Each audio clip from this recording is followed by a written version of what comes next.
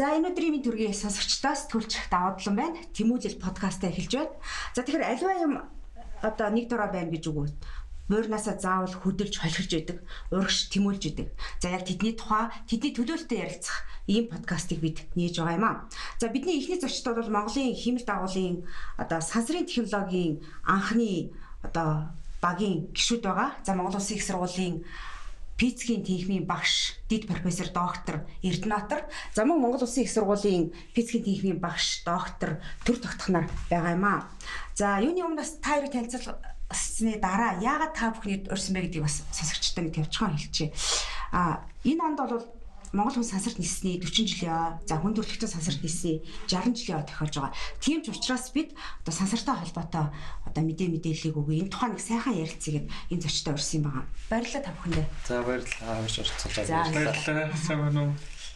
За тэгэхээр хамгийн түрүүнд би асуумаар байна. Өнгөрсөн улсын хурлын сонгуулийн үеэр яг нөгөө Марс бие төсөлтэй холбоотойгоор гарсан байх ингэж нисхийн гинэ гэдэг төчтийн бетандаар хорхог хийж байгаа тэр бетандараа нисэж байгаа тийм зураг сошиалаар аягүй их явсан. Инээлтэд юу урд тахад амжиргаа авчихгүй, талхаа авчихгүй гэж юу вэ? Өрнөөсөө гарч амжаагүй гэж юу сансарт нисэх гэдэг байдлаар хүмүүс аягүй хандсан л та. Тэгээд үнэхээр тийм үү? Бид эсвэл тэрийг ярих хэрэгтэй юм уу гэл дотроо бодож илаа. Юу бодож ирсэн бэ? Тэр гүцсэн үү? Эрдэнэтраа. За яг юу бодож ирсэн? Гэхдээ одоо үзэх ярих сэдвгүй юм байна да бид нар л гэж бодогдчихсэн. Тэр хүмүүсийг одоо энэ дээр л илүү аваад огны жинхэнэ бодтой юм яриул ярихаар юм бас байж та бид нарт тэрийг нь ярихгүй тиймэрхүү юм дээр л аваад байна даа л гэж бодогдчихсэн. Өөрөөр хэлбэл та хоёрыг нөгөө сансрын хэмэл дагуулын инженер одоо эрдмийн зэрэгээ хамгаалаад Японд ажиллаж амьдарч байгаа дэрс яг энэ чиглэлээр ажиллаж байгаа хүмүүсийн хувьд яг тийм мессеж болоод юу бодогдод юм бэ гэж асуух гэдэг тийм. Ер нь бол жоохон гонигтай. За. Одоо бид нэр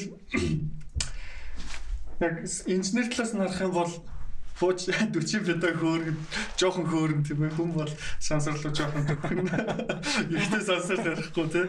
Гэхдээ бид нэр тэрнээс цаашаа ярих юмгүй ингээд нэг тийм тэрүүхэндээ л байж та тийм бусад улс орнууд бидний шоолоод байдаг АПК улс орнууд хэмэл дагуу сансар гэж ярьж байгаа байхгүй. Тэгээ бид нар ч гэсэн яг өөрсдөө хийгээл ингээд ярьж лаа л да дааж олон нийтэд гэж хамруулж чаддгүй болохоос тэгэхээр манай нийт бүгдээр ярьж байгаа сэдвүүн дээрээс 40 бета хөөрж байгаа янз бүрийн зураг маазарсан юм бол өөрөөр хэлбэл одоо тэр шиг тийм харамсалтай байхгүй юмыг яриад байгаа юм уу? Ийм үд бүтэх юмыг яриад байна гэдэг л мессеж байлаа л да тэр тийм ээ. Бодит байдлаа одоо юу гэдэг нь маазрал хошигнол гэдэг юмар зүгээр ингээд зүгээр ингээд алга болгочихж байгаа юм шиг санагдаад байгаа байхгүй. Яг цаанаа юу байна бид нарт юу байна гэдэг яг улс өөртөөр ярилцчихсан бол цөөх одоо бараг л өөрсдөө арай л одоо За тэгвэл Монголын сансрын технологийн багийн ахлагчийн хувьд Японд ажиллаж амьдарч ирсэн яг сансрын технологийн инженерээр сураад одоо профессор доктор цолоо аваад ирсэн хүний хувьд тийм ээ. За энд цолоо хамгаалсан баг. Яг энэ дээр ямар боломж байгаа тэгвэл? Үүнээс өөрөөр бид яаж харах хэвтэй? Яг зүгээр технологи талаас ярих юм бол биднэрт маш олон боломж байна. Ер нь аль ч цаг үед ингээ хөгжөөд явж байгаа нийгэмд бол бид нэр аль нэг технологиг барьж аваад сураад эзэмших гэж ярина л да. Ер нь эзэмшээд хэрэглээнд оруулаад ингээд явах бол өрн боломжтой. Тэрний зүгээр яг суур нь бид нарт байх хэвээр. Суур гэдэг маань бол одоо суур шинжлэх ухаан. Суур ерөнхий өөрийнх нь аж үйлдвэрийн болон ерөнхий хөгжил бас чухал л да. Энэ суур тавигдсан энэ боловсролын сэтгэлгээний энэ суур тавигдсан үед бол технологи ямар ч шинжлэгдэж байгаа тэрийг бариад л. Одоо жишээ нь ялангуяа сүүлийн үед бол одоо гар утсаар жишээ авах юм бол Nokia гар утас ч одоо хизээч дийлдэхгүй юм шиг л байлаа шүү дээ. Зөвхөн Nokia л бүгд барьдаг байлаа шүү дээ. Гэтэл одоо тэр Nokia-г мартагдаад дампуурхан таншин тийм болоод ингээд өөр гар утас өмнөд солонгосчууд ч юм уу хятадууд хийгээд ингээд зах зээл ороод ирнэ гэж хэдхэн жилийн өмнө энийг ч толгойд орохгүй байсан биз дээ. Гэхдээ тэр улсуудад нэг суурин байсан учраас энэ технологиор ингэж ороод эзэмшээд одоо ингээд дэлхийн тэргүүлэгч улс болоод ингээд явж байна. Яг тэр шиг сансрын технологи бол бас яг шинжлэгдээд ингээд бас арай өөр хэлбэрээр одоо орчин цаг үед хөгжиж байгаа. Тэгээд тэр нэг шинэ төрлийн нэг технологиг нь бид нар бас сураад эзэмшээд одоо дэлхийд тоглогч болоод гарах боломжтой гэж одоо ихтгэл үнэмшил тийм юм байгаа байхгүй юу? Байхгүй бол одоо ингээд энэ нийтлээ ингээд яваад байхгүй шүү дээ, утгагүй шүү дээ. За төр тогтох докторийн хувьд тухайлбал мөн одоо Японд яг сансрын технологийн инженерээр мэргэжил эзэмшээд яг энэ чиглэлээр ажиллаж байгаа хүний хувьд биднэрт өнөөдөр өөрөө энэ сансрын технологич ямар хэрэгтэй. Өнөөдөр яг үүндээ бол тэр баян уршинд байгаа айлд тийм үү? Өдрийнхөө нөгөө талхыг яа, махыг яа гэж яхад. За тэр алс баруун цагт байгаа айлд нэг хамаарал юм шиг санагдаад байгаа юм да. Тэгэхээр яг нөгөө бид нэр аль хэдийн хэрэглэгч болцсон юм хэрэглэж байгаа тэрний сайн сайхан зүйлийг авч байгаагаа мэдэхгүй байгаа хгүй яг өнөөдөр. Жишээлбэл би саяхан нэг мэдээ уншаад Малдаа гараад нэг хүн алга болсон байна. Тэгээд аймгийн онцгой комиссийн хайж яана гэсэн мэдээ 24 цагийн гарсан хүн байсан баг. Тэгэхээр тэр хүн одоо юу гэх юм хэрвээ сансрын технологиор бид нэр тэр хүнд нэг жижигхэн төхөөрөмжл өгсөн сансраар холбогддог байсан бол бид нэр тэр хүнийг хаана авч байгааг шууд болох байхгүй. Өөрөөр хэлбэл бид нэр өдөр тутам аюулгүй аж төрөх боломжоо сансрын технологиор дамжуулж хангаж болох байхгүй. За малчид байна. Одоо бидний одоо малыг идж тижэл, малын идж тижэл за хүн алгуул аялал жуулчлалыг бүх салбарт хэрэгжилж бол нарийн ярих юм бол хамгийн энгийн жишээ одоо Google Map ч юм уу гар утас гэлдэгдэг тийм газрын зурган дээр тэгээд энэ дээр GPS-ийг ашигладаг. Энэ чинь сансрын технологи хоёр хэрэглээ яг үндэ нэгдсэн явж байгаа байхгүй бидний гар утсан дотор карман дотор тэрийг бид нэр мэдэхгүй байна. Яг өнөөдөр жишээлбэл Монгол хүний гэх юм уу амь нас шиг үнэтэй байхгүй шүү дээ бид нэр. Тэгэхээр бид нэр тэнд алга болсон хүнийг олж илрүүлэх хэмжээний сансрын технологи ашиглаж явах юм бол энэ бидний амьдралд яг нөлөөлж байгаа нөлөөлөх. За хүн болгон магадгүй зүгээр өдөр болго малаа харахгүй шүү дээ гэд бодож иж магадгүй тийм. Гэтэл сансрын технологиг өөр одоо бүх салбарууд маш өргөнөөр ашиглаж байна. Одоо би өнөөдөр ингээд жишээ яриад байгаа зөндөө жишээ ярьж байна. Одоо тухайлбал за би бол сансрын технологи за Google Map-ыг мэдэж байна. За Didish гэдэг компани мэдэж байна. За энэ нөгөө өөр дахиад ямар хэрэглээнүүд байна. Бидний өдөр тутмын амьдралд хэрэглээд байгаа. Манайш одоо цагуурын мэдээгээ хиймэл дагуулын үйлний зураг болон одоо бусад зургнуудаас тэгээд бус мэдээлэлтэй харьцуулаад гаргаж байна. Тэгээд онцгой байдлынхан бас ашиглаж байна. Ялгаагүй хиймэл дагуулын зурган дээр ой хэрийн төмөр энд гарсан байна гэдгийг гадны хиймэл дагуулын мэдээлэлүүдээр үндэслэж авч байна. Тэгээд ерөнхийдөө бол хот төлөвлөлт болон одоо энэ дээрээс ер нь зураг авч байгаа юм болгон дээр хэрэглэнэ. Мөн харилцаа холбооны хиймэл дагуулын Didish бол телевизийн одоо өргөн одоо бродкастинг гэж ярьдаг. Тэрний салбар шүү дээ. Телевизийн гэсэн үг. Тэрнээс гадна зүгээр яг ярьдаг холбоо барих интернет ийм үйлчлэгнүүд байна бас яг харилцаа холбооны. Одоо тэгээ манай алслагдсан хэлийн заставуудаас ахуулаад ингээд яг яаралтай шаардлагатай газруудад шууд сансрын холбоогоор ярих тэр боломж болцоонууд бол байгаа. Тэгж бид нар хангаж одоо яг хаанаас хинээс аваад идтий? Ямар үн өртөгтэй аваад идтий юм бэ? Ерөө судалж ирсэн үү? Тий, ер нь зургнуудыг бол зарим нь үнэгүй аавна. Гэтэл үнэгүй авч байгаа зураг бол мэдээж хэрэг нягтршил багтай ч юм уу эсвэл цаг хугацааны хувьд одоо өчигдрийн зурагч байдаг юм уу те яг одоо яаж ийн гэхийн оронд 7 хоногийн өмнөх зурагч байдаг юм уу тэр нөгөө real time гэж ярьдаг бодит хугацааны зураг бас хэцүү эсвэл хамгийн ойрын зураг энэ төр гэдэг бол үнэтэй тэднийг бол авахд одоо зайлшгүй мөнгө төлөх шаардлагатай харилцаа холбоон дээр бол бид гадны хиймэл дагуул түрээсэлж ашигладаг түрээсийн мөнгө гэж төлнө тэр бол бас тэгэл нэлээ их тоогоор яригдах мөнгө байгаа тэгээд Канад ч одоо яг хоёр компани шүү дээ. Монголсат, Didish гэдэг. Энэ хоёр хоёулаа телевизийн болон одоо холбоо интернетийн үйлчилгээ үзүүлдэг ийм компаниуд байна. Гэхдээ бид нар бол үр шимэнд бас л ялгаагүй хүртэж байгаа шүү дээ. Энэ хүмүүс, энэ залуучууд энэ компани дээр нэг нь бас за хоёулаа хувийнх баг. Одоо бид нар одоо пуужин яриад явах юм эсвэл бид нар хиймэл дагуулын технологи яриад явах гээл байжсэн бол тэр залуучууд энийг бас оруулж ирээч юу гэж харилцаа холбооны технологи л доо тий. Энэний үр шимийг одоо монголчууд хүртэхгүй шүү дээ. Тэгээд л өдөө орнуудад таг харанхуй хэврэл байж авах байсан бол өнөөдөр одоо зурд үзэл, телевиз үзэл байцгааж байна тий. Сэрэг итгэж мөчөө хэрэглээл нэг үе бодвол энэ чинь өөр шимийн бүгд л хүртэж байна. Нэг өшөө цааш нь сайжруулах хэрэгтэй. Энэ чиглэлээр дэвшил гаргаад дэлхийд өрсөлдөх хэрэгтэй. Ойрын ирээдүйд энэ хэрэглээ ер нь яаж нэмэгдэх бол ер нь. Юунд одоо ойрын ирээдүйд манад дөнгөж орж ирж эхэлж байна. Гэхдээ дэлхийд айлын хэрэглээд эхэлсэн бол юм ногоон урмал газар тариалан хөдөө аж ахуйд маш их хэрэглэж байна. Бид нэр урмлын одоо талбай юм тийм ээ. Тариан талбай аль хэсгийг бордох хэрэгтэй, аль хэсэгт нь одоо услага хэрэгтэй, аль хэсэг нь илүү хатчихад байгаа гэдэг хиймэл дагуулын зургаар бүгдийг тодорхойлж болдог гэсэн. Тэр бүтээл ийм талбайгаас одоо ийм байгаа юм чинь хэсэг хугацааны дата цуглуулад тэн дээр үндэслээд за энэ талбайгаас бид нэр тийм хэмжээний ургац авах юм байна гэдгийг урьдчилан тооцоолдог болсон. Энийг Монголд зарим компаниуд дөнгөж хэрэглээд эхэлж байгаа ухаалаг газар тариалан гэдэг. Тэгээд мэдээгээр гарч ирсэн ямар ч байсан бусад ухаалаг одоо бус гэх юм уу да тий ухаалаг технологи ашиглаагүй газар тариалангаас 8 дахин их кило ургац авсан байгаа байхгүй. Энэ яг бодит жишээ нь орж ирж байгаа хэлж. Одоо өөрөөр хэлбэл тэр сансрын технологи ашиглаж байгаа хиймэл дагуулаас тэр мэдээнүүдийг аваад байна тийм ээ? Тий, хиймэл дагуулаас авч байна. Яг нь сансрын технологи гэхээр зөвхөн хиймэл дагуулаас гаднаас агаарын технологи газрын сегмент гэдэг байгаа. Яг өсөндөө газар дээр тэр нөгөө хиймэл дагуулаас мэдээллийг татаж авдаг станц гэж байна тийм тий. Тэгээд яг газар тариалан үдэ аж ахуйд бол болон уул уурхайн зураглалд ашиглаж байгаа агаарын одоо нисгчгүй нисэг аппарат гэж орчуулад байгаа тий. Дрон гэж бид нар мэддэг тийм төхөөрөмж байна. Тэг яг ерөнхийдөө бол зураглалын төрлийн төхөөрөмжүүд л гэсэн үг. Нэг нь ер нь ингэ бодоод үзэхээр хиймэл дагуулыг ингээд саяны миний ярианаас та анзаарвал холбооны гэж нэг юм байгаа юм байна. Зураг авдаг гэдэг нэг байгаад байгаа юм байна. Байршил хотоодог гэдэг нэг байгаад байгаа юм байна. Тэгээд дээр нь юмхэн шинжлэх ухааны туршилт судалгаа хийдэг гэдэг. Гэх мэтчлийн ерөнхийд нь ингээд ангилж болж байгаа. Тэгэх юм бол манад бол одоо тэр зураг авалтын салбар нь бол илүү хөгжих бүрэн боломжтой. Яг тэр нэг харилцаа холбоо бол илүү нэг өндөр түвшинд хөгжиж гисэн бизнес дээр ингээд орчихсон. Ингээд хэрэглээ нь хааж адилхан байдаг байхгүй. Одоо жишээ нь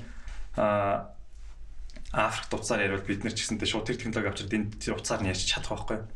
Гэтэл Африкийн тэр газар тариалан дээр хэрэгжилж байгаа зураг тэр програмыг энд авчираад шууд хэрэглэнэ гэхээр эсвэл одоо бидний өөрсдийнхөө онцлогт харуулж хэрэглэнэ гэхээр зайлшгүй судалгаа туршилт юм хэрэгтэй байдаг. Нутагшуулах шаардлагатай байдаг технологи. Энийг өөрөө жоохон ялгаатай. Тэгэхээр бид нар бол тэр нөгөө зураглалын талынхын ямыг илүү нутагшуулж тэгэж ашиглах тийм юм байна. Тэгэхээр за хиймэл дагуулс мэдээлэл авч ийн гэхээр одоо миний мэдээлэлээр угнаасаа бид нэр Монгол улс одоохондоо сансарт одоо аялж байгаа хиймэл дагуул байхгүй байгаа тийм ээ.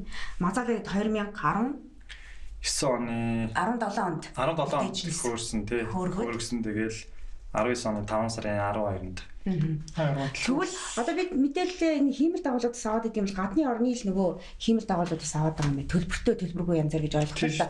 Тий. Тэгээ бид тэгвэл одоо яах вэ цааш хиймэл дагуулыг нисгэх ёстой юм уу? Эсвэл ингээд аваад байх юм уу? Үнгүй байдаг юм бол тэр үнгүй юм хэрэглээд ивэл яадаг юм? Тий. Тий. Үнгүй гэдэг нь яг зүгээр үнгүй гэдэг нь яг үнэндээ үнэтэй. Өөрөөр хэлбэл бид нөгөө тусламжийн юм авч байгаатай л адилхан байхгүй. Аль хэдийн хөөрөгдсөн ашгаа одоо олцсон ч юм уу эсвэл ингээд үнэ төлбөрийн одоо юу гэдгийг Америкийн ч юм уу эсвэл Европын холбооны татвар төлөгчдийн мөнгөөр ингээд хийцэн тийм хиймэл дагуулын датануудыг бид нэр авч ашиглах хэрэгтэй байгаа одоохондоо.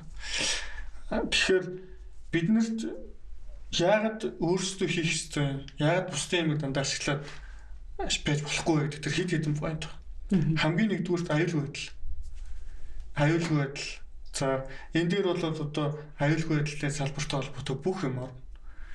Тэгэхээр улс орн болгонд өөрөө эрх ашиг байна.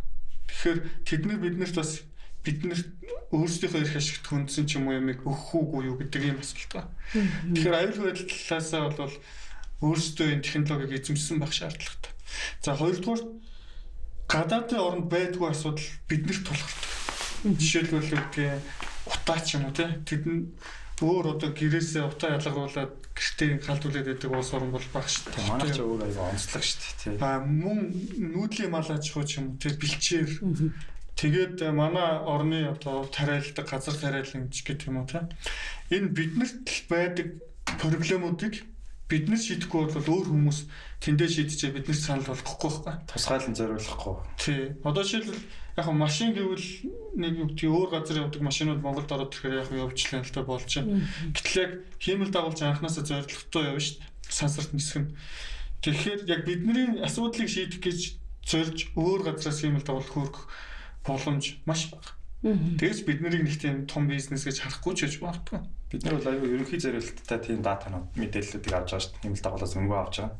Ерөнхий гэхээр зүгээр яг ингээд дээгүүр явж байхдаа ерөнхийд нь зураг аваад явбал за энэ зурагнууд ингээ өнгөө шүү. Та нар яг зүгээр багт нэгтрэлтэй бол татаж аваад иргэж болно гэсэн маягийн юмнууд. Тэрнээс биш одоо юу гэдэг нь яг тэр хилийн яг тэрний тэнд маш өндөр найрамдалтай тийм зураг ингээд аваад өгөөч гэхээр зөвшөөрөх ч зөвшөөрөхгүй ч байна. Хизээвэ гэдэг дээр нь ч асуудал байна. Уян хатан байдал бол одоо хязгаарлагдана л байхгүй. Өөрөөр хэлбэл өнөөдөр мэдээлэл биднэрт одоо ер нь цагаар минутаар хэмжигддэг тийм ээ. Үн цэнтэй. Одоо өчигдрийн мэдээлэл бол өнөөдөр ялангуяа өргөө газар нутгтаа бол нөгөө гал гарч ивэл гал улсаж яхад нь ш утаа гарч яхад нь ч юм уу тий. Тэр говьд нөгөө Эрдэнэс баялагч ухаж ивэл ухаад дуусны дарааш яг ухаж байгаа үед энэ дэр хэлэв. Энэ дээр одоо яг яг үнэ тийм яг л наадах чинь яг наад мэдээлэлээ чи авъя гэхээр мөнгө төлөх байхгүй. Жишээлбэл бид нар ингээд өдөр болгон хэдэн машин нүүрс зүгөө хилээр гарч байгааг харахын тулд өдөр болгон зураг дарах хэрэгтэй шүү дээ сансраас. Хүн очиод өдөр болгон тоолох шаардлагагүй яг үнэндээ. Хиймэл дагуулаас өдөр болгон зургийг аваад за өнөөдөр тэдэн машин гарчлаа. Энэ машин зөрчижсэн бол очроор энэ төрччгээд ингээл хараас сууж байгаа боломжтой байхгүй. Тэгээ яг ийм датаг худалдаж авах. Ийм дата хэрэгцээ. Би бас нэг мэдээлэл авсан. Нийслэлийн газрын алба уучлаарай бас мэдээллийн их сурвалжийг бас бууруулж магадгүй. Зүгээр өмнө нь бол нөгөө олон метрээр одоо газрыг аюу яагаад хэмжээг нь зөрүүлэл олгодог байсан. Наан цаана бор зураг гэдэг ингээд маргаан тэгдэг байсан. Одоо маш өндөр наривчлалтаар газрыг олгодог байсан. 1 метрийн юм уу хэдэн сантиметрийн баг зураг болгож байгаа гэдэг. Энэ мэдээлэл өөрөө бас одоо сансрын агаар сансрын зурган дээр л тулгуурлана. Яг хоо энэ бол нөгөө наривчлалгүй гэж байгаа өндөр нэвтэршилтэй нэвтэршилтэй байж байгаа. Тэгээд GPS болохгүй нэг бас байшаал. Энэ чинь төлбөртэй мэдээ гэсэн үг юм уу? Ямар мэдээ? Төлбөртэй ямар нэгэн байдлаар зардал өндөр гарч байгаа гэсэн үг. Одоо чинь онгоцоор юм уу эсвэл дроноор авсан зургийг рендерлээд ингээд эвлүүлээд гаргаж байгаа зураг байж болно. Эсвэл хиймэл дагуулах байж болно. Аль алихан байж болно. Жагаа гэж би сонссон. Хэрвээ хиймэл дагуулаас авч байгаа бол үнэтэй зураг, маш үнэтэй зураг байна. Маш үнэтэй зураг байгаа шүү. Ер нь бол яг одоо жишээлбэл хиймэл дагуулаар метрээс дотгошоо наривчлалтай зураг гарахаар хамгийн өндөр үнэтэй зураг төрж байгаа байхгүй. Одоогор бол commercial буюу одоо зарагдж байгаа зураг 30 см-ийн наривчлалтай зураг зарагдж байгаа бид нар худалдаж авч болно. Ямар үнэтэй ах вэ тэр нь яаж шинжилдэг юм бол талбайгаар нэвтэршлээрээ жилийн өмнөхөө судалж ирсэн. Архивлэгдсэн одоо хизээ дарсан мэддэхгүй те мэдэгдэн гэхдээ нэлээд дээр үеийн зураг өнгөрсөн зураг километр квадрат нь 8 орчим доллар байсан. Хаашаа километр зургийг гэсэн. Гэхдээ хиймэл дагуулын зураг учраас ганцхан километрийг авъя гэвэл хөхгүй шүү дээ. Тэгэхээр нэг 100 юм уу 200 км-ийг авдаг байхгүй. Тэгэхээр нэг зургийг одоо юм чи хотын зургийг авахд нэг 3-4 мянган доллар болж исэн санагдчихэв. Тэгэхээр ганцхан удаа зураг авах шүү дээ. Тэгэхээр бид нэр ингээ өдөр болгон авъя гэвэл эсвэл 7 хоног болгон авъя гэвэл маш хэмжээний мөнгө шаардлагатай болж байгаа. Яг ингээд ярихаар бид нарт нөгөө хиймэл дагуул хэрэгтэй юм байна гэдэг рүү л одоо яваад байна шүү дээ. Гэтэл бид нар чи мазаалаа гэдэг хиймэл дагуулаа нисгцэн шүү дээ. 2 жил тойрол тэр сансартаа ингээд нөгөө уусаад идэг юм усаад идэг юм олголцсон тий. Тэрний чи өвдөө юу юм бэ гэд би нэг шүнтэй ярилцж байхад яг тийм асуултыг тавьдаг л дэггүй. Тэрний чи үр дүн хаана байгаа тэгээд нисгсэн чинь юу хийсэн гээд энэ дээр юу гэж хариулах вэ? Тэрний үр дүн одоо тантай яриад сууж байна. За ямар гоё одоо манаас ялангуяа залуучууд хоёр үр дүн тантай яриад сууж байна гэж. Мазаалаа хиймэл дагуулын төсөл өөрөө сансрын технологи хөгжөөгүй орнуудын сансрын технологиг хөгжүүлэх анхны тэр мэрэгжлийн инженеруудыг бэлтгэх тийм зорилготой төсөл байсан. Тэнд оролцсон 4 улс дөрвөлээ сансрын технологи хөгжиж байгаа. Яг тухайн үед оролцож исэн анхны оролцогчдын нэг штэ манайх чинь бол тэр олон улсын шоуд гэдэг төслийн хүрээнд ингээд сансрын технологи орнууд оролцоод тэгээд залуучуудаа бэлтгээд мэрэгчлэтнүүдэд бэлтгээд авсан тийм хөтөлбөр маягийн хэлбэрээр явсан төсөл байсан. Тэгээ яг хиймэл дагуулын өөрийнх нь даалгавар бол шинжлэх ухааны технологийн туршилт судалгааг сансарт хийх зорилготой. Тэгэхээр энэ дэр бол давхар зорилго байгаа байхгүй. Төсөл ерөнхийдөө эргэжтэй бол хүний нөөцөө бэлтгэх гэснийг зорилготой. Мазаалын хиймэл дагуул өөрөө сансарт ажиллаж байхдаа болохоор бас тэр шинжлэх ухааны туршилт судалгаа хийх зорилготой. Өөрөө ядаж анхны бүр ихний зорилго бол сансарт ядаж ажиллах зорилготой. Ийм л одоо төсөл байсан. Тэгээд аль аль нь бол биелсэн. Яг тэр нэг шинжлэх ухааны даалгаврынхаа хүрээнд бол нэг 70 орчим хувьтай биелсэн. Яг үндсэн төслийн зорилго бол бүрэн биелээд бид нар одоо юу гэдэг Японд үлдээд ч юм уу харлаад ч их хашийн зүгээр уусаад алга болоогүй эргээд ирчихсэн одоо ингээд цааш нь өргөжлүүлээд энэ Монголд ингээд сансрын технологиг хөгжүүлнэ гэдэг үйл ажиллагаа хөтөлбөр боловсруулад ингээд явж байгаа маань өөрөө мацаалт төслийн үр дүн баггүй юу?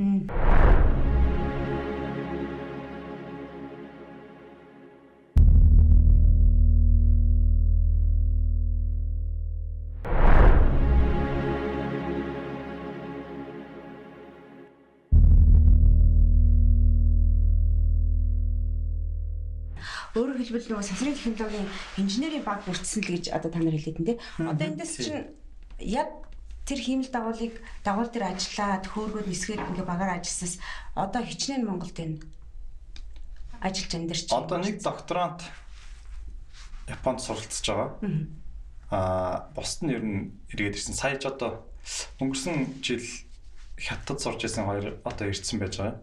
Хоёр магистр. Нэг доктор маань ирсэн. Нийтдээ дөрвөн доктор яг хамгаалаад ирчихсэн. Хоёр магистр байна. Гурван магистр юм шүү дээ. Гурван магистр. Хоёр нь нийтдээ хичнээн хүн гэсэн үг. Хичнээн инженер. За яг нэг 7 8 9 хүн байна тий. За тэгвэл та 9 инженерийн хувьд хиймэл дагуулыг яг гардад бүтээж чадах уу? Дараагийн хиймэл дагуул чадна шүү дээ. Одоо чадна гэдгийг юугаар нотлох юм? Хаана ямар улс орны хиймэл дагуул дээр ажилласан? Миний авсан мэдээлэлээр бол энтгэг Япон гэдэг зарим нэг Азийн орнуудын хиймэл дагуул дээр гардаж ажиллаж байсан билүү? Хин Бигзэгийн хувьд бол Филиппиних дээр ажиллаж байсан. Биг Цэрэнгийн манай багийн гишүүн Биг Цэрэнгийн. Түрүү хэд хоёр бол голдоо Японд хийгдэжсэн төслүүд дээр ажиллаж байсан.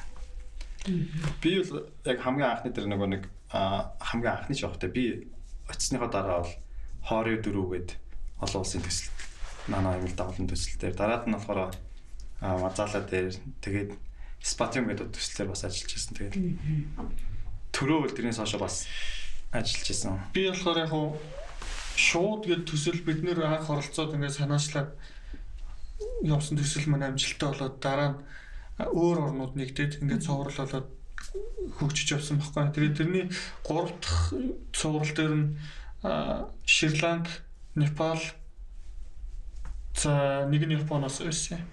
Энэ гурав нийлээд нэг юу явуулсан. Тэрэн дээр би бас орж ажилласан. Эхлээд Мазаала дээр ажилласан. Тэгээд тэр Шри-Ланк, Непал, Япон гурван төсөл дээр ажилласан.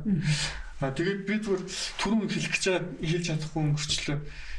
Хэлэх боломжийг олох. Тийм, одоо би нэг юу хэлмээр л дээ. Яагаад тийм хурд сансрын технологи гэдэг дээр хэлж амжилтгүй өнгөрчлөө л доо. Зөндөө олон технологи байна. Агаар тий, онгоц, дрон гэл түрүүн нэр эднэрт.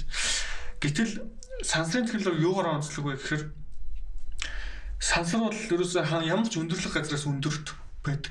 Дэлхий дээрх одоо юу гэдэг хамгийн өндөр газраас өндөрт. Тэгэхээр бид нэр тэр өндөрлөгийг ашиглаад хаанаас ч одоо дээрээс юмыг харж болно гэсэн үг байхгүй юу? Стратеги юм. Захиалгааргүй харна гэсэн. Нөгөө тал нь бол дэлхий дээр ямар ч газар хөдлөлт цунами болж байхад сансар болохгүй. Өөрөөр хэлбэл газар дээр болж байгаа асуудлаас ангиддаг байхгүй юу? Хиймэл дагуул маань. Тэгэхээр илүү тийм найдвартай тогтвортой ажиллах боломжтой. Жишээлбэл бид нэр ингээд сүлжээ унж яа гэж ярьдаг шүү дээ тий. Нэг хэсэг газар олон хүмүүс цуглаад заллахаар сүлжээ унждаг. Эн чинь бол газар дээр байгаа технологиор самараад шүү дээ. Эсвэл нэг газар өвдөж шуурга болохтол ингээл асуудал холбоо тасардаг ч гэдэг юм уу. Сансар бол тэр дэлхийгээсээ бараг тусдаг байхгүй. Сансартаа сайн ажиллаж чадвал тэгэл ажил. Энүүгээрээ маш том давуу талтай байдаг. За тэгвэл сансрын яг энэ хиймэл дагуулын үйлчлэгэнд хараат байдалд яаж орох эрсдэлтэй вэ? Жишээл одоо өөрөөр хэлбэл шантаач нь уус орно. Яг хоо сансрын хууль гэдэг бас сонирхолтой сэдв байна. Олон улсууд байна. Тэрийг бид нар бас ингэж судлана л та мэдээж. Яг зөвөр өнөөдрийн хэрэглэн дээр тухайлбал одоо гар утсын сүлжээнүүд ячдаг нөгөө харийн бусад улс орны хараатай хэдлээс шалтгаалж байгаа гэдэг байдлаар тэр яг өнөөдрийн тийм эрсдэл байна уу бид нарт? Байна шүү дээ. Гэхдээ одоо Америкийн за ямар ч улсын байж магадгүй тагнуулын хэмнэлт авах хэдхэн сантиметрийн наривчлалтай ажилладаг дэлхийг шүү дээ. Дэлхий дээр бид нар бид нарыг ажиглаж авах бүрэн боломжтой. Хаана хэм байна? Хин хаашаа яаж явж байна, ямар машин яаж явж байна гэдгийг харж болно шүү дээ тэднэрт. Бид нар шууд ингээ өөрсдөө сансраас хааж чадахгүй. Тэгэхээр бид нар бол ийл байгаа. Тий. Харилцаа холбооны хэмнэлт авах жишээ нь бол одоо жишээ нь зүгээр аюулгүй байдал талаас гэдэгээс зүгээр арай хошин байдлаар их юм бол хөдөөнийхний манад капитал лизийг тасалж шууд ингээл унтраач юм шиг юм унтраач. Яг тийм бодит эрсдэл байгаа юу? Унтраач шүү дээ. Тэгэл тэд нар ч за гэрээ мэрээ ямар хамаатай унтраа гэвэл тэгэл унтраач. Тийм үү. Тэгээд ямар ч холбоо ямар өөрөөр танах тэрийг зөвшөөрөхгүй бол энийг яахгүй бол гэдэг байдлаар шууд хадгалаа гэдэг. Тэр яг тиймэрхүү төвшөнд очих юм бол бүр асуудалтай яг. Ийм тохиолдолд гэхдээ ер нь гарч исэн болов зүгээр та нарын үед ажиллаж үз.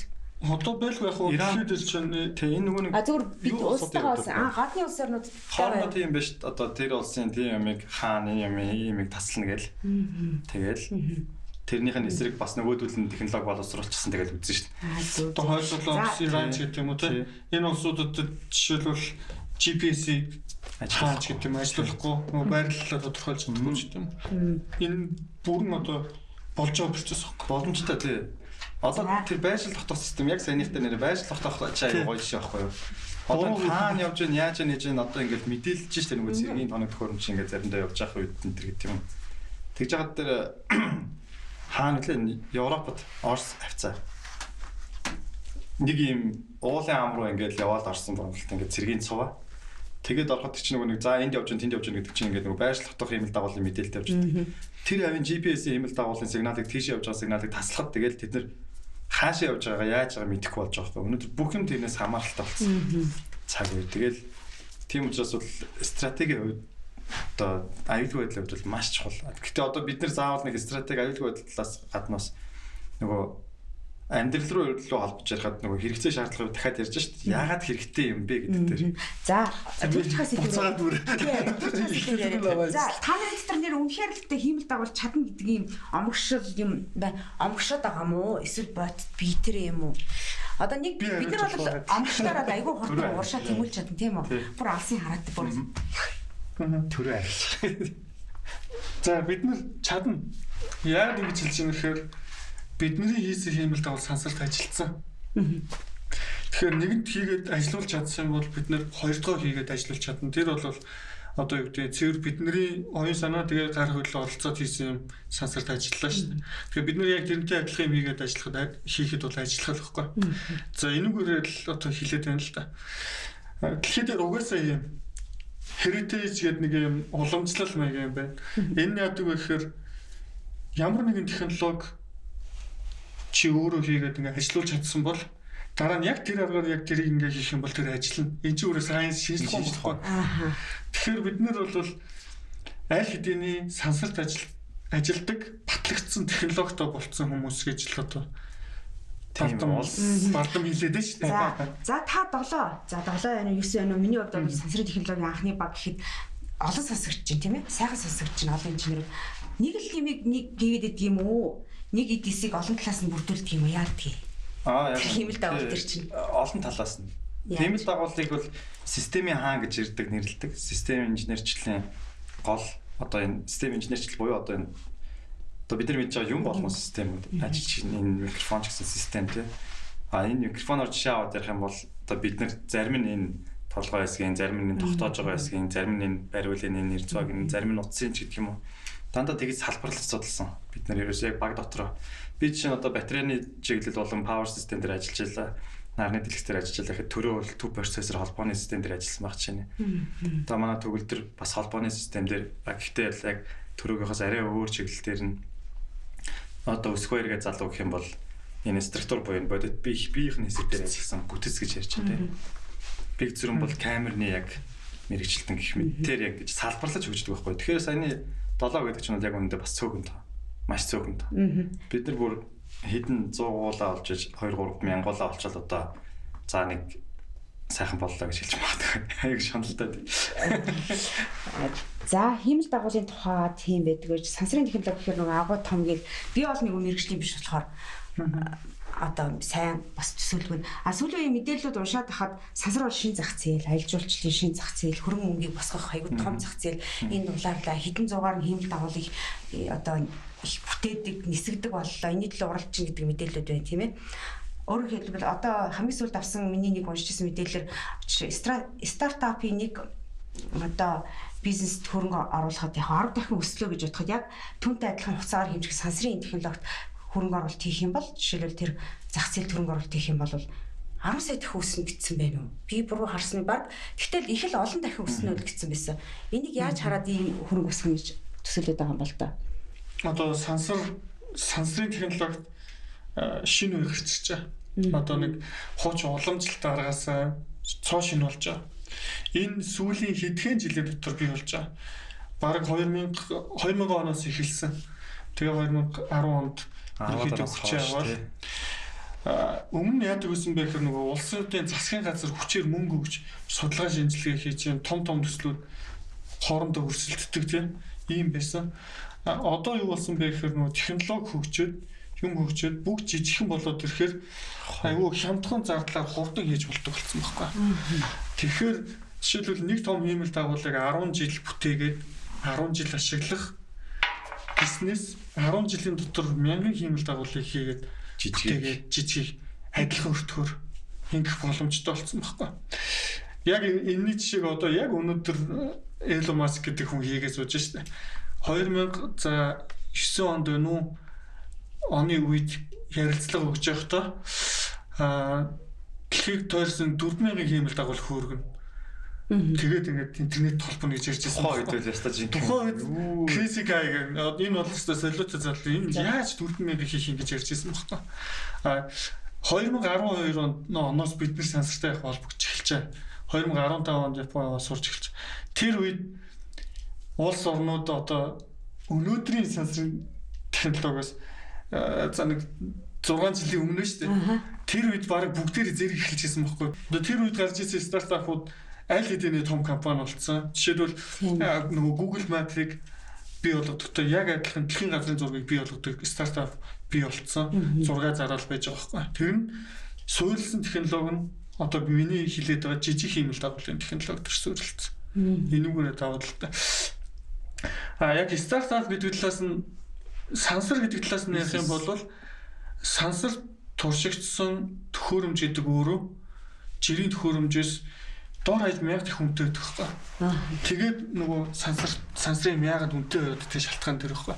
Жишээлбэл бид нэг одоо Мазалагийнхаа сансар батлагдсан технологиг одоо нөгөө дээр нь байгаа чип мэрп ингээд түүхийдийнх нь үнийг харах юм бол одоо зах зээл дээр яг тийм адилхан технологи зарагдж байгаа үнээсээ дор хаяж 1000 дэх үнэтэй байхгүй. 100 доллар зах зээл нь байгаа. Өнөөдөр одоо интернетээс хайж болно л доо. Жил ямар ч юусэн ойролцоогоор 100 стартап бол хангалттай нэмэгдэж байна. За тэгвэл ийм юм бол бид тэгэл хурдхан орё л дээ. Та нар хурдхан хиймэл дагуул хийчихээ дээ. Гялцаач хийвэл юм хий. Өмнө нь бол Японд очиод өөрсдийнхөө гараар өөрсдийнхөө толгоор ингээ хийлээ шүү дээ. Одоо бол яг Монголд энийг хийнэ гэдэг чинь шал өөр. Япон бол аж үйлдвэр хөгжсөн юм өндөр технологийн орн тэ тэнд хийх Монголд хийх хоёр шал өөр. Тэгэхээр бид нар энийг Монголдоо эхлээд нэг хийгээд окей хийж болж ивэл цаашаа энэ хөгжиж болно. Энэ бол асуудалгүй гэсэн арга зам маань. Тэгээ бас Мазала дээр ч тэр тэмүүлэл дээр ч тэр нэг юм ба. Ямар ч технологиг хүн эхлээд заавал турших хэрэгтэй байдаг. Туршилтанд орохгүйгээр шууд хэрэглэгдэх технологи гэж амьдрал дээр байхгүй. Жишээлбэл микрофон, ширээ, тэ сандал бүгд эхлээд хийгээд дараа нь туршина, дараа нь хэрэглэнд дурд. Тэгэхээр бидний хийж байгаа юм одоо бол туршилтын шатанд явж байгаа. Өөрөөр хэлбэл тэмүүлэл хиймэл дагуул, Мазала хиймэл дагуул бол технологийн туршилтын хиймэл дагуул гэсэн үг байна. Тэгэхээр нөгөө өмнө таны асууж ирсэн Мазалаг өөрсөн яагаад бид нэр одоо интернетээ Мазалагаар дамжуулж авахгүй байна гэдэг ч юм уу тийм асуултууд ирж лээсэн л та. Тэр чинь энэ төсөл чи эхлээд бид нэр эзэмших ёстой юм а тэрний тулд туршиж байгаа юм а гэдгийг л хэлээд байгаа. Нэгэнд туршигдсан технологитой ингээд энэ болж гинэ гэдэг бүх арга технологи Монголдо хийгээд гаргацсан бол одоо юу ярих вэ гэхээр юунд ашиглах юм? Хиймэл дагавар дээр хэдэн метрийн наривчлалтай камер байрлуулах юм?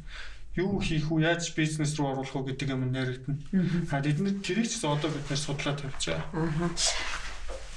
Энд дээр юу гэх вэ? Ямар нэгэн би зүгээр саад бэрхшээл байна уу мэдээж одоо ковидтай холбоотой хөлөөрөөтэй холбоотой асуудал байна. Ковидтай холбоотой өөр бас одоо яг Монголдо хийн гэхээр бас л анхдагч штэ.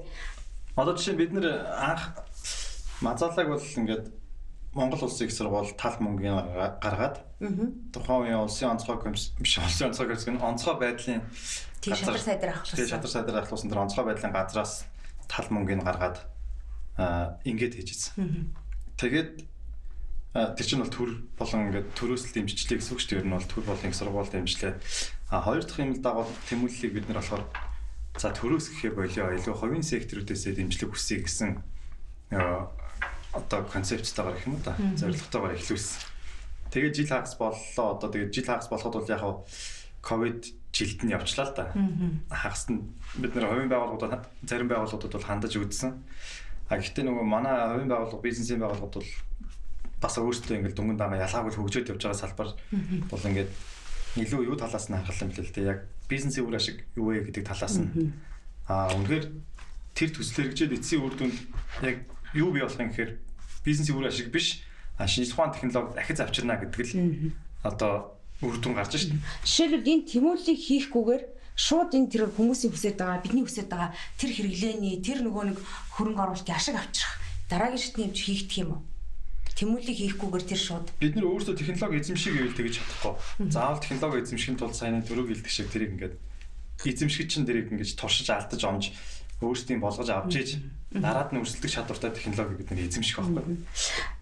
Магадгүй би одоо нийгмийн сүлжээнд гарсан тэр нэг хятад дээрээс хөөрж байгаа тэр нэг хошин шиг болгоод дуурайцсан тэр сэтгэлгээнээс тэр хөрөнгө оруулагчдын сэтгэлээ бол арай өөр байгаа гэж бодож байна. Гэхдээ нөгөө мазаалаа дээр сонсож байхад нэг юм юу байсан шүү дээ.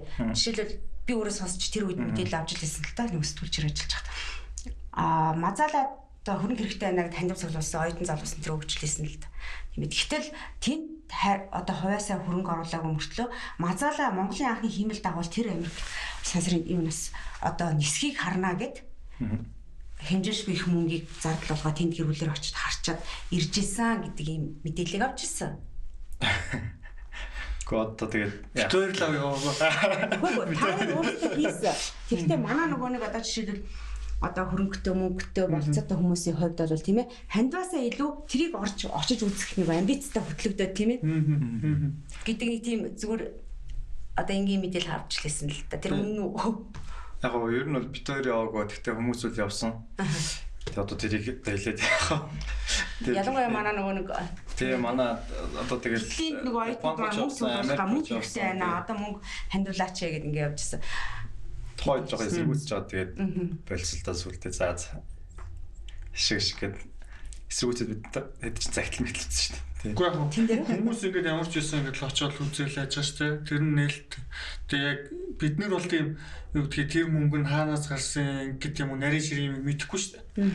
Ямар ч байсан тэнд бол мөнгө өргөдөж байгаа л үнэ. Тэг хүмүүс очиод үзээд хараад болж байгаа. Гэхдээ тэр мөнгө нь магадгүй тэр шүүмжил үнэн байж магадгүй. Яг тэгвэл мазаалаа чи өөрөө хямдхан бүтэж байгаа байхгүй. Мазаалагийн бүтээсэн өртөг гэх юм бол танаа энэ микрофоноос ер нь 10 ийм микрофоны үнэтэй бараг тэнцэх байх. Танаа энэ мундаг үнэтэй микрофоны чи 10 шигтэл тэнцэхэр тийм мөнгө бүтсэн байхгүй. Тэгэхээр энэ бол яг хиймэл дагуул гэдэг талаас харах юм бол сансрын юм төхөөр бүтээж байгаа талаас харах юм бол хямдхан бохгүй туршилтын юм жижигхэн мэдээж жижиг хэмжээтэй учраас хөөргөхөд зардал бага урамч гэдэг юм уу тийм байсан. Бид энэ бас нөгөө талаас боломж биднэрт. Яагаад гэвэл бид нар угаасаа маш их өртөг зардал ордог том одоо нөгөө дэд үтс шаарддаг сансрын технологи хийх улсаараа барахгүй байхгүй. Тэгэхээр бидний барах боломжтой юм чи өөрөө жижиг хэмнэлт дагуулын салбар. Холбооны хэмнэлт дагуул гэдэг харилцаа холбооны хэмнэлт дагуул 36,000 км-ийн цаана байдаг. Тэр хэмнэлт дагуулт чинь ойролцоогоор 300-аас 500 сая долларын өртөгтэй байхгүй юу? 300-аас 500 сая доллар гэдэг чинь манай яриад байдаг бараг төмөр замын өртөг шүү дээ. Ер нь бол. Тэгэд зураг авдаг гэдэг түрүүний яриад байгаа тэр нөгөө хэрэглээнд ашигладаг зургийн зорилттой жижиг оврын хэмнэлт дагуул ойролцоогоор нэг 5-аас 10 сая доллар дотор байна. Арай хямдруулах юм бол 3-аас 5 сая доллар дотор байна. Гэтэл мазаалаа хэмнэлт дагуул бол 100,000 доллар байхгүй юу?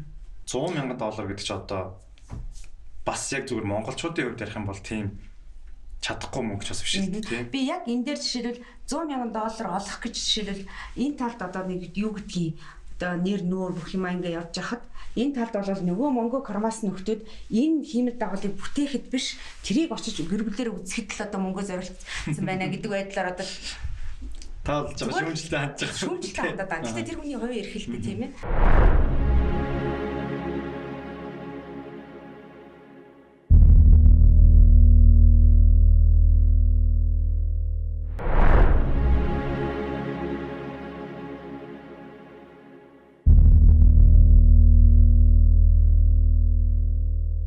За бидний өнөөдрийн зочин Монголын сансрын технологийн багийн гишүүд байгаа. За мазаалаа хэмнэлт дагуулыг бүтээсэн. За одоо бол 2 дахь хэмнэлт дагуул дээр ажиллаж байгаа юм тийм үйл юм хэмээн.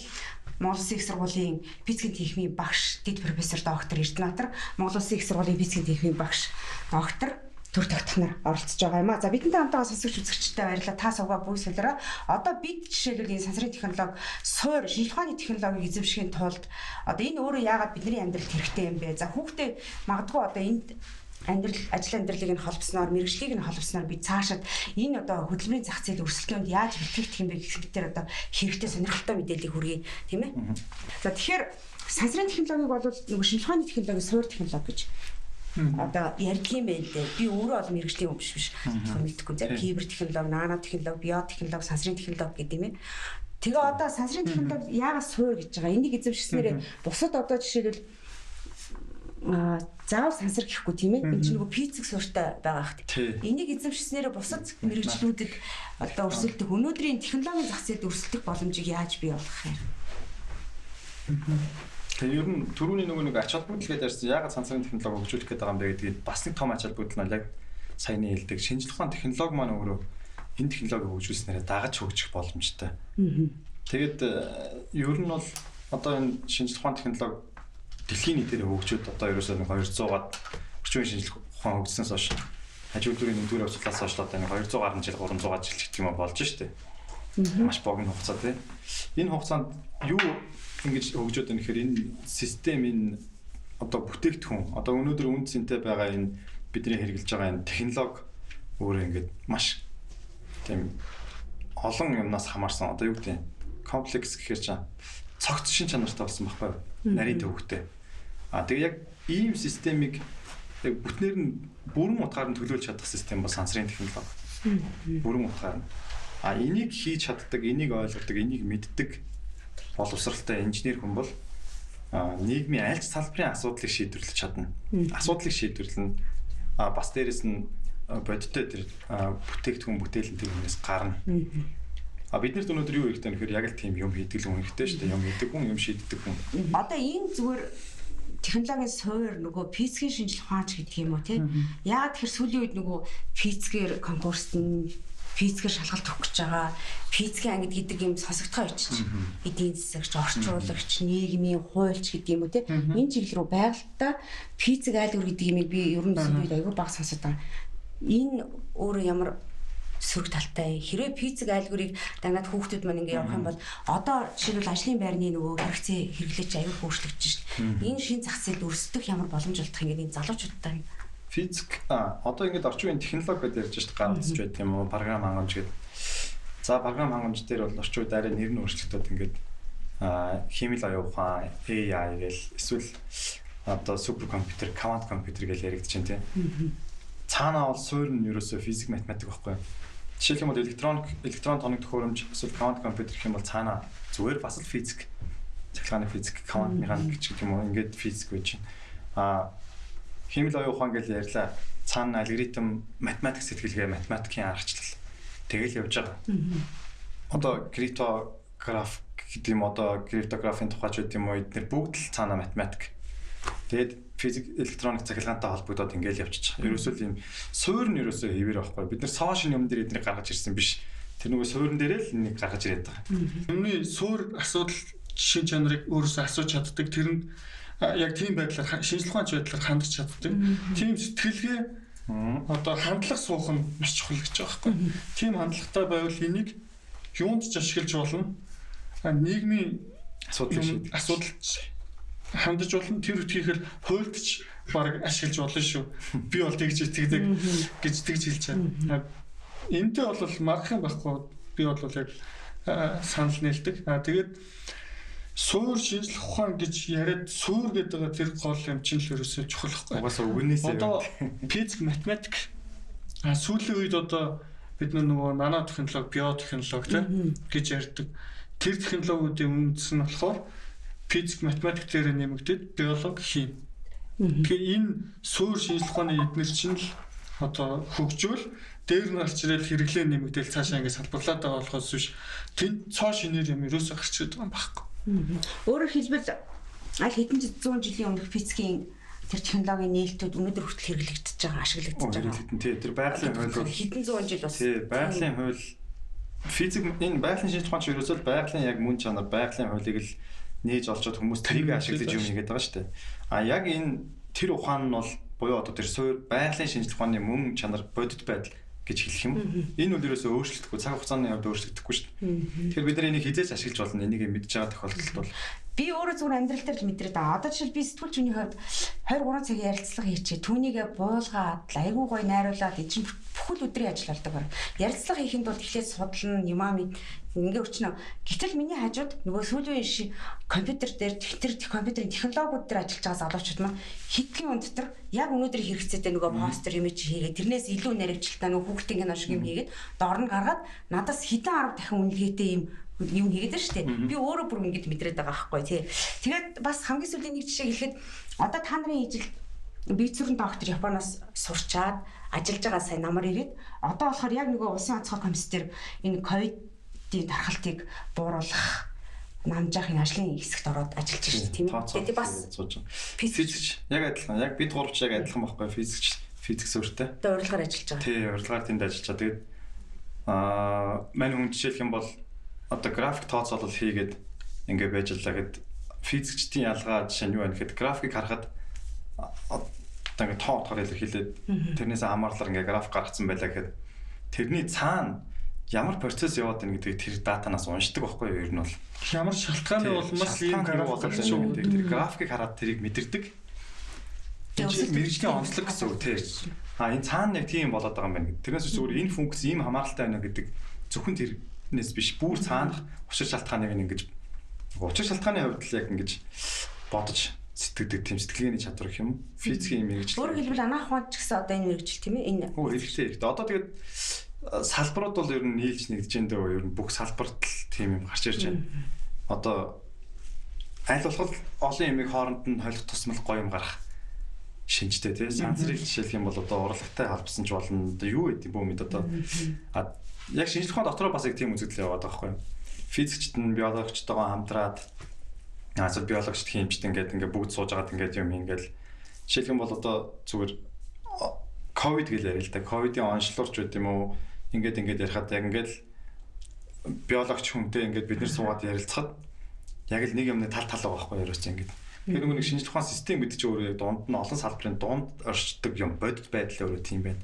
Тэрийг бид нэр ингэж хувааж агаад ингээд хаалт тавьчаад тус нь хөгжүүлнэ гэж бол байхгүй бас. Нөгөө талаас бол тал талаас айл алных нь л энэ бол бид нэр уучлаарай. Энд бол сонсогчтой үзэгчтэй бас бодороо аль нэг мэргэжлийг одоо хэрэггүйгээд одоо доош хийж байгаа ч юм уу эсвэл тэгээгүй зүгээр зах зээлийнхаа нөгөө ажиглалтаар судалгаагаар харахад нийгмийн чиглэлийн салбарын манад өнөөдөр их олон байна гэд байгалийн ухааны чиглэлээр багасчлаа гэд судалгаагаар харуулад багш нар хэлээд энд чинь яриад байгаа учраас л бид ингэж ярьж байгаа тийм ээ. Тэгэхээр Монгол Улсын их сургуулийн багш нарын хувьд нэг зүйл асууя. Би өөртөө чинь нэлээд их ярилцж хахад өнөөдөр физикийн техникт ороод лекц уншихад сонсдог оюутны тун цөөхөн болсон гэл харамсангүй нэг үгийнхаа далинд хэлжсэн да. Тэ би одоо физикийн 2 дугаар ангийн анги даасан багш л да. Тэгээд одоо ангийнхныгаа цуглуулахаар 2 хүүхэд ирдээ. Ангийнхныгаа цуглуулахаар ихэд 2 хүүхэд ирнэ. Тэ физикийн 2 дугаар курс. Одоо Монгол улсын байгалийн шинжилгээ ухааны ноён нураг авч явж байгаа салбарын залгамж халаа тийм байна. 1942 онд Монгол улсын их сургуулийг Оросууд тухайн үеийн зөвлөлт холбоот улсын Монголд байгуулж өгсөндөө тэгэхэд физик математикийн чиглэлийг шууд нээжсэн. Яагаад Монгол улсад тэр физик математик хэрэгтэй байсан юм ер нь. Физик математик мал эмнэлэг багш л үү те. 4 салбар эхэлж нээжсэн санагдаж байна. Мартсан байж магадгүй зарим. Гэхдээ ямар ч физик математик бол байсан. Ямар ч байсан мал эмнэлэг байсан. Тэг яагаад энэ шинжилгээ ухааныг ингэж оруулж ирсэн бэ гэж. Оросын школ гэж ярьдаг те бид нар. Энд чинь өөрөө Оросыг одоо дэрсэн шахаатай Оросуудыг цөмийн бөмбөгтэй болгосон нууцуул өөрөө энэ боловсролын систем. Одоо ч дэлхий дээр одоо судлаг одоо хэрэглээнд нэвтрээгүй маш олон ондын өндөр түвшинд гаргаад тэрэ судалсан байж байгаа. А мэдээж хэрэг онл бол зөвхөн онл судлаад байвал өрөөсгөл бид нар бас амьдралтай байх хэрэгтэй айл алын тэнцвүүлэх хэрэгтэй тийм. Хоёрхан оюутантай гэдэг Монгол Улсын их сургууль чинь цөм сургууль одоо байгалийн шинжилгээ ухааны мэргэжилтнэр бэлтгэдэг ер нь манад хичнээн сургууль байдгийг одоо энэ олон нэгд сургуулиудаас тийм ээ. Тэг ингээ харьцуулаад үзэхээр одоо баг нэг хөв бах уу яг одоо 90-ад сургууль 80-90-ад сургууль ба штэ яг ихтэй сургууль. Шинжилгээ ухааны технологи инженерчлийн салбараар юу чиглэлээр сургууль гэвэл баг гарын тавранд багтана. Яг энэ дотроо цэвэр байгалийн ухаанаар гэх юм бол бас хэцүү. Ерөөсөө Монгол Улсын их сургууль байна уу баг л ч ингээд хэлчихвэл зарим нэг. Тэгээд танаас сургуульд чинь тэр физикийн хийхэд чинь одоо өөрийн ангид бол одоо 2 хүүхэд байна гэдэг. Доод ангид нь одоо нэг бас нэг ямар ч юм би энэ 2 гараараа тоолчихно. Дээдлийн 2 ангид нь 3 4-р хөрснө. Бас адилхан. Тийм 10 дотор л гэдэг үү? 10 дотор. Гэхдээ тэр чинь нөгөө 10 дотор гэхээр бас сайнтай муутай янз бүрийн хүүхдүүд орж ирж штэ нөгөө яг физикийг сонгож орж ирсэн ч байна. Эсвэл зарим нэг нь бас зүгээр яг ингээд тэр чинь нөгөө их сургууль чинь ингээд мэрэгжлээ ингээд сонгодог болсон.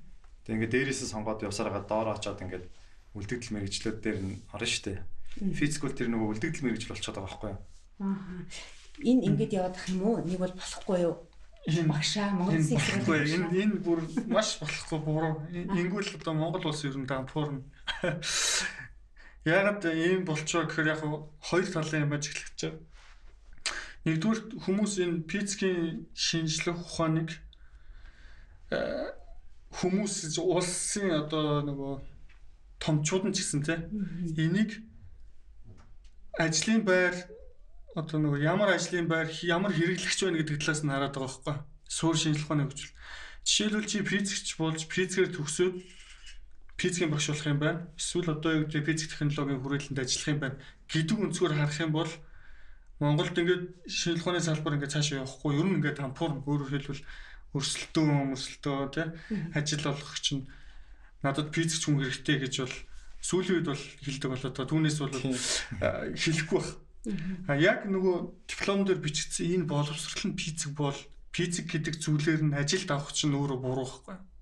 Би бол тэгж боддог. Отоош тэгж авах байж байгаа юм. Физикч гэдэг одоо тэр суурь шинжилгээ ухааныг сурсан хүмүүс чинь бусад юм руу хөрвүүлж ажиллах хэрэгтэй байхгүй. Өөр газар очиж ажиллах хэрэгтэй. Дараагийн шатанд суралцах. Дараагийн шатны сургалтанд явж болно. Эсвэл ер нь бол хөрөвдгөр айгуу чухал давуу талтай. Энийг энгийн хүмүүс одоо ээж аауд маш сайн ойлгох хэрэгтэй.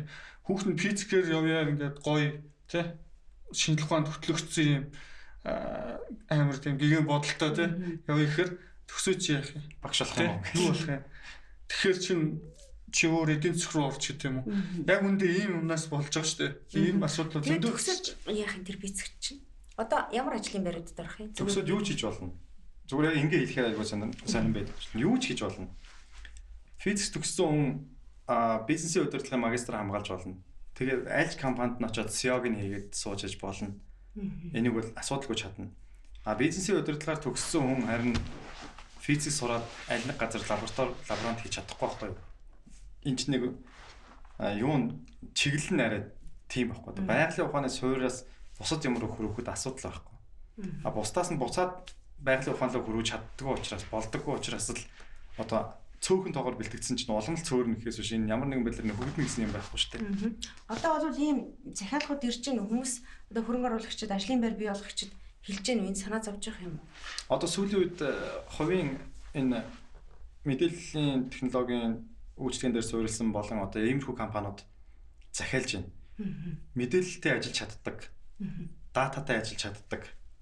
Тэгээд яг цаад учир утгыг нь ойлгож чаддаг ийм хүмүүс хэрэгтэй байна. Одоо яг ийм залуучуудын баг бүрдэлмээр хүүхэд байна уу гэж ирдэг. Мэргэжлийн хяналт одоо стандартчлал хэмжилт зүй энэ төр гэдэг газруудаас танаа төгсөгч байна уу гэдэг. Нөгөө босод хувийн сургуулиудаас нь танаа төгсөгч байна уу, багш байдгүй одоо энэ физик технологи гэдэг юм чинь өнгөрлөө гэдэг. Яг бодит байдал дээр бид нар ажиллах хүчний хомсдол яг энэ чиглэлийн ажиллах хүчний хомсдолтой аль хэзээ орсон. Зөвхөн нөгөө нэг бусад салбар руу хөрвөхөө болий тий үндсэн байх хэвээр нормосооч доогоор орчод байгаа байхгүй юу? Өмнө нь нөгөө өөртөө чинь олон жилийн өмнө ярьж хат одоо Японд ажиллаж амьдраач гэдэг орлого ирсэн. Гэхдээ би бол зарагшлуудад нөгөө өөрийнхөө одоо өсөл зорилгоор Монголд ирлээ гэдэг чинь сая бол бигцүрэн бас өөрөө тэгж хэлжсэн тийм ээ. Та нар одоо Японд тэр өндөр цалинтай, тэр өндөр ахуй хангамжтай бүх юм тодорхой болсон. Зөвхөн өөрийнхөө урт хажлыг хийгээ явахад одоо сайхан чинэлэг амьдрах боломжтой. Ийм нөхцлөөс яагаад тэргээд нэг товчхон хэлвэл.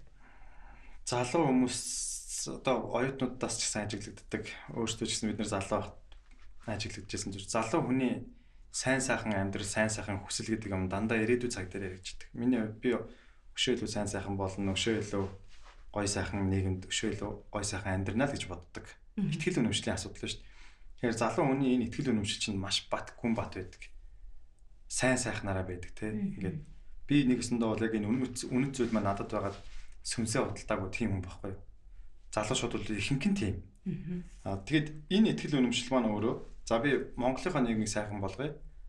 Одоо заяагмал гэж хэлнэ шүү дээ. Монгол улсад би сонгож аваад ч юм уу ингээд каталог харж байгаа төрчөөгүй. Одоо ингээд би төрчихсөн. Цаана одоо би сонголт хийгээгүй тийм. Нэгэн тэнд төрсөн чи би энэ дээр бол одоо ингээд тэрийг өлөн зөвшөөрөөд би өөрийг хариуцлага өөрөх хэвээр. Тэгээ би ажил хийгээд цалин аваад татвар төлнө. Ажил хийгээд үр дүн гаргахад тэр үр дүн тэр улсын хүн хүртэн тэр улс хүртэн. Тэр одоо улсны төрийн татварыг аавна. Тэгээ тэр нь миний одоо өөрийн эх орон байг л тий. Төртөх багшийн хувьд хэдэн онд Японоос ирлээ? 18 онд ирсэн. 18 онд. Бас ажиллаж байгаад сурж байгаад ирэл. Тэгээ сураад төгсөөл тэгэл ирсэн л та. Яг нь би бол мянган инженер төслөөр явсан. Тэгээ буцаж ирэх гэрээ байгуулад явсан л та. Гэтэ тэр гэрэндээс нэг гол нь биш. Анхнаасаа явахдаа л буцаж ирэх төлөвлөгөөтэй хэм үү зорилготой явсан. Тэрний үндэс нь одоо юу юм бэ гэхээр мөрөөдөл.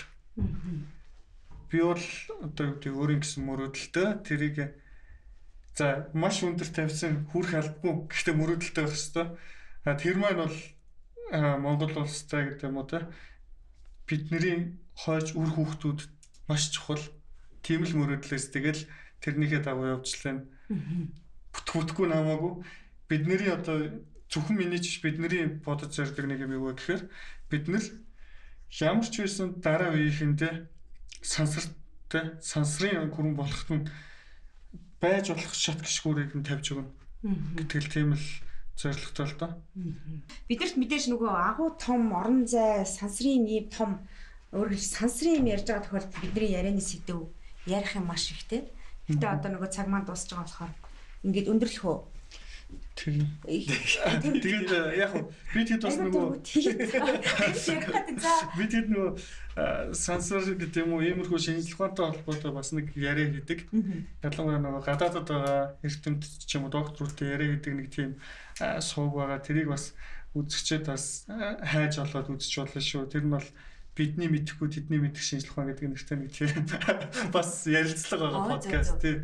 Гэхдээ тэр бол илүү юу гэдэг яг тухайн хүний хийж байгаа судалгаач гэдэг юм уу тэрийг жоох илүү нарийн дэлгэрэнгүй гэж гаргаж ирж ярьдаг. Түүнээс яг сонирхсон хүмүүс л үзэхээр тийм юм л та. YouTube-ээс хайх уу? Facebook дээр байдаг. Бидний мэдэхгүй тэдний мэдэх шинжлэх ухаан гэдэг нэртэй. Тэгээ яг тэр нөгөө гадаадд ажиллаж байгаа мундаг тэр доктор хүмүүсээс одоо олон жил ажилласан тэр тухайн салбартаа яг гадааддаа үнэлэгдчихсэн тэр хүмүүс шүү дээ. Тэднэрээс бас нэг шинжлэх ухааны яг Монголд шинжлэх ухааныг ер нь хэрхэн яаж хөгжүүлэх вэ гэдэг талаар ингэж асууж санал бодол солилцсон хэсэг болсон. Тэрэн дээр зөвхөн тэр нэг нарийн судалгаанаас надад тэр хэсгийг ч үзсэн болно яг хэрвээ судалгаа нь хүн манай хоёр багшийн яриад байвал ингээд ерөөсөө дуусахгүй лээ. За юу магадгүй бид нэр хэрвээ залуучууд та бүхэн манай үзэгч сонсогчд дахиад одоо энэ асуудлаар үргэлжлүүлэн ярилцъя, багийнхныг урья. Одоо нөгөө тэмүүллийн чи яри, өшөө нарийн хэмэл дагуулын гэдэг юм өдр сансрын орон зайн тухай, энэ зах зээлийн тухай яри, нөгөө Марсвийн төслийн чин тухай яри энэ төр гэвэл бид нэр дахиад та бүхнийг урьд ярилцахад нээлттэй. Та бүхэн бас саналаа хэлээрэй. Ингээд манай тэмүүлэл подкаст өндөрлж байна. Үнэхээр сайхан байна. Та бүхний энэ сайхан тэмүүлэл, энэ хүсэл зорилгын тухай сонсоход манай сонсогч ч гэсэн үзэгч ч гэсэн бас сайхан байсан баха. Та бүхний энэ тэмүүлэл одоо үр дүн өгөөсөө амжилтанд хүрээсэй гэж бид бас хүсье. За тэгэхээр Vast Studio Амгалан дэлхийн төрөмс байгууллагаас одоо хамтран хүргэж байгаа тэмүүлэл подкастын хүрээд өндөрлж байна. Бидний өнөөдрийн зочин Монголын сансрын технологийн багийн анхны гишүүд, Монгол Улсын их сургуулийн физикийн тэнхимийн дэд профессор доктор Эрдэнэбаатар, за мөн Монгол Улсын их сургуулийн физикийн тэнхимийн багш доктор Төр Тавтах нар байла. Та бүхэнд амжилт хүсье. За сэтгүүлч даваадлан подкастыг хөтлөлөө. Та бүхэн бидэнтэй хамт байгаарай.